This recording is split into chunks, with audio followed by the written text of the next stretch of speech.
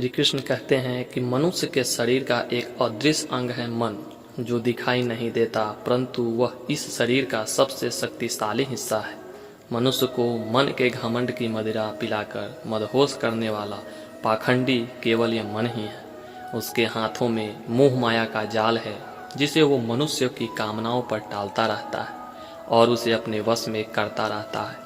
यह मन शरीर से भी मोह करता रहता है और अपनी खुशियों से भी, अपने दुखों से भी मोह करता रहता है। खुशियों में खुशियों भरी गीत गाता है और दुख में दुख भरे गीत गुनगुनाता है। अपने दुखों में दूसरों को शामिल करके उसे खुशी मिलती है। किसी भी मनुष्य को उसका मन जीवन के अंत तक अपने जाल से निकालने नहीं देता। अपने रस्सी में बांधकर उसे तरह तरह के नाच नचवाता रहता है।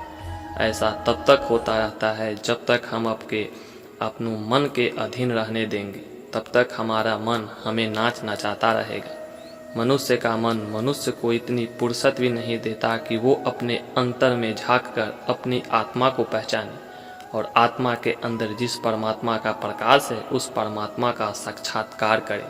किसी भी जीवित प्राणी के लिए आवश्यक है कि प्राणी अपने मन को काबू में करके अपने अंतर में झांककर अपनी आत्मा को देखे।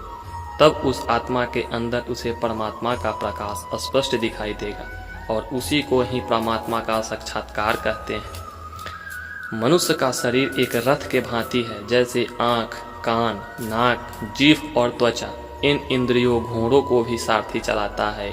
जो सारथी ही हमारा मन है और उस रथ में बैठा हुआ स्वामी वही हमारी आत्मा है।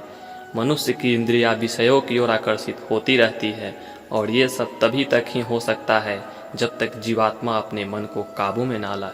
जब तुम स्वयं मन के अधीन न रहकर अपने मन को अपने अधीन कर लोगे, तो वही मन एक अच्छे सारथी की तरह तुम्हारे शरीर रूपी रथ को सीधे प्रभु की चरण में ले जाएगा। यदि मन तुम्हारा स्वामी है और तुम उसके अधीन हो, तो वो तुम्हें माया के बंधन में जकड़ता रहेगा। और जब तुम अपने मन पर काबू पालोगे और उसके स्वामी हो जाओगे, तो वही मन तुम्हें मोक्ष के द्वार तक ले जाएगा।